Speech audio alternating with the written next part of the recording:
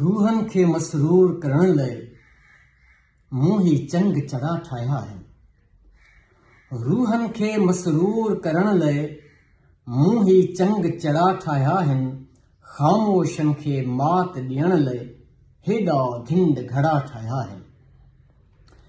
रूहन खे मसरूर करण लाइ मूं ही चंग चढ़ा ठाहिया आहिनि। ख़ामोशनि खे मात ॾियण लाइ हेॾा घिंड घड़ा ठाहिया आहिनि।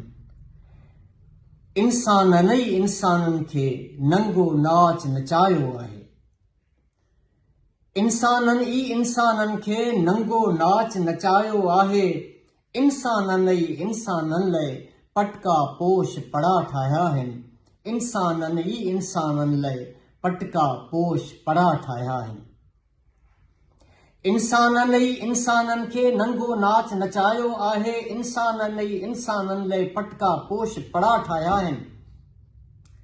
रोज़ अज़ल खां पोरियत हथड़नि रंग भरिया आहिनि तहज़ीबुनि में। रोज़ अज़ल खां पोरियत हथड़नि रंग भरिया आहिनि तहज़ीबुनि में। धरतीअ ते पोइ दुनिया वारनि केॾा दंग दड़ा ठाहिया आहिनि। धरतीअ ते पोइ दुनिया वारनि केॾा दंग दड़ा ठाहिया आहिनि। रोज़ अज़ल खां पोरियत हथड़नि रंग भरिया आहिनि तहज़ीबुनि में। रोज़ अज़ल खां पोरियत हथड़नि रंग भरिया आहिनि तहज़ीबुनि में। धरतीअ ते पोइ दुनिया वारनि केॾा दंग दड़ा ठाहिया आहिनि। समुंड नदियूं दरिया ढंढूं पर पोइ बि धरती प्यासी आहे। समुंड नदियूं दरिया ढंढूं पर पोइ बि धरती प्यासी आहे। कुदरत वारे अर्श तां उन लाइ बारिश बर्फ़ ॻड़ा ठाहिया आहिनि। कुदरत वारे अर्श तां उन लाइ बारिश बर्फ़ ॻड़ा ठाहिया आहिनि। समुंड नदियूं दरिया ढंढूं पर पोइ बि धरती प्यासी आहे। कुदरत वारे अर्श तां उन लाइ बारिश बर्फ़ ॻड़ा ठाहिया आहिनि।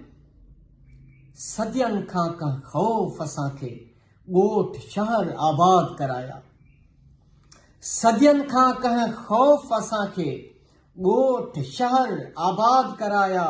कोट किला दीवारूं दर ऐं पेतियूं कुल्फ कड़ा ठाहिया आहिनि।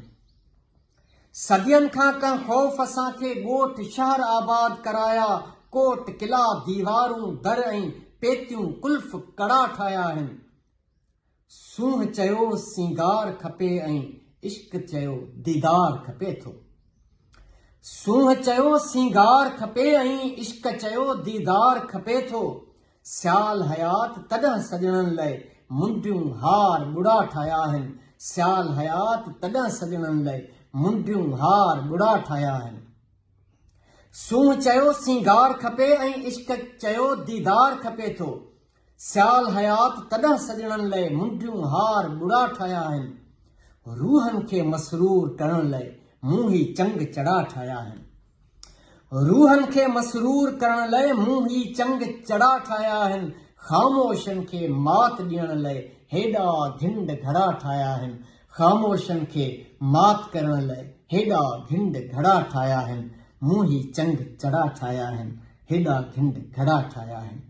मूं ही चंग चढ़ा ठाहिया आहिनि।